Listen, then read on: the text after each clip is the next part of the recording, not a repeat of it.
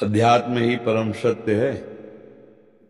भौतिकता में जो कुछ तुम्हें विविधता दिखा रही वो अध्यात्म ही है, दो वस्तु नहीं है।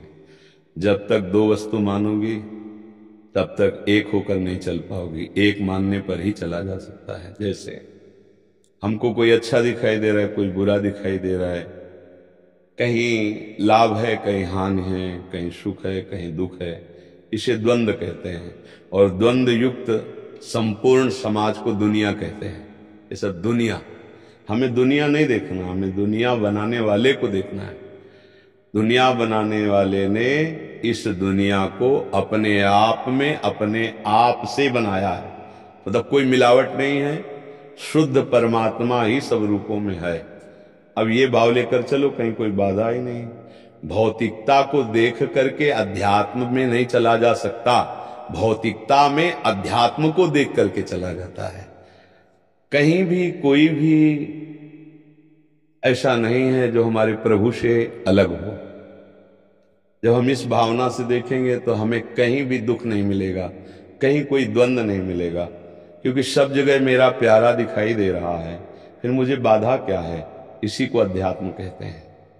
जब हमें प्यारे से अलग कोई दिखाई देगा तो फिर बिगड़ जाएगी बात। अध्यात्म ही कहता है एको ब्रह्म द्वितीयो नास्ति, दूसरा कोई है ही नहीं। देखो ना, अध्यात्म की ऊंचाई पर मीरा जी कह रही मेरे तो गिरधर गोपाल दूसरो न कोई, प्रभु के सिवा कोई दूसरा नहीं। तो अध्यात्म में चलने वाले उपासक को भौतिकता को भी भगवत स्वरूप मानना पड़ेगा, तभी वो चल पाएगा। देखो खुली बात है, आप लोग स्पष्ट देखिए, बिजली का क्या प्रभाव और स्वभाव है ये आप ऐसे नहीं जान सकते।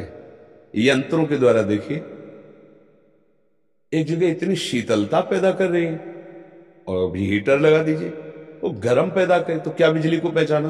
बिजली ठंडी है, आपके सामने गर्म पैदा कर रही है।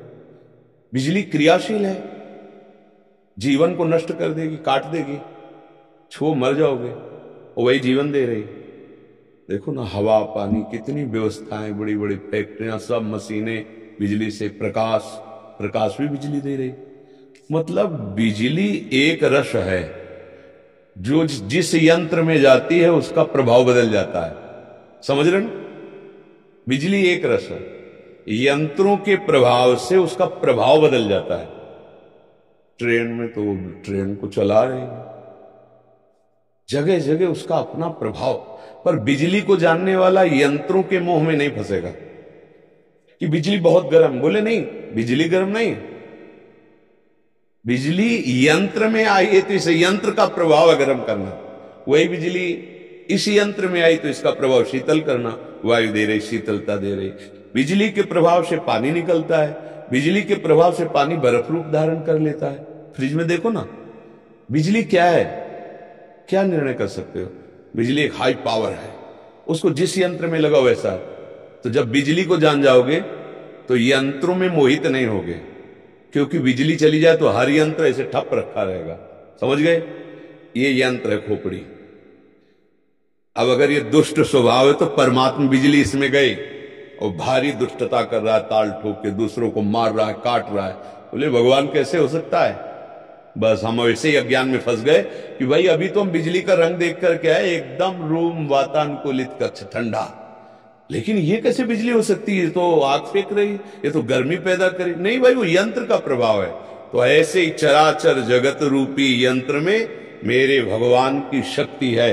अब उस यंत्र का जो स्वभाव है उसके अनुसार वो बर्ताव कर रहा है। तो जो ज्ञानी जन है यंत्र के स्वभाव को नहीं देखते, उसके कारण को देखते हैं।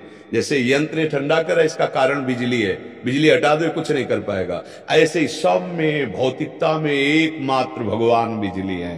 जब ये जान जाओगे तो अध्यात्म मार्ग पुष्ट हो जाएगा। और जब तक अध्यात्म को नहीं जाने हो भौतिकता में, तो फिर अध्यात्म मार्ग में चलना मुश्किल है। क्योंकि ऐसा ऐसा रूप है भगवान की लीला का कि हम कैसे मानेंगे कि ऐसे भी भगवान होते हैं? क्या ऐसे भी भगवान होते हैं? मार रहे हैं, जला रहे हैं, काट रहे हैं, ऐसा। तो बस वही बिजली वाला उदाहरण आप देखो, कहीं गड़ासा चला रहा है वो बिजली से ही चल रहा है, जीवन नष्ट कर रहा है, तो कहीं बिजली से जीवन पोषण हो रहा है।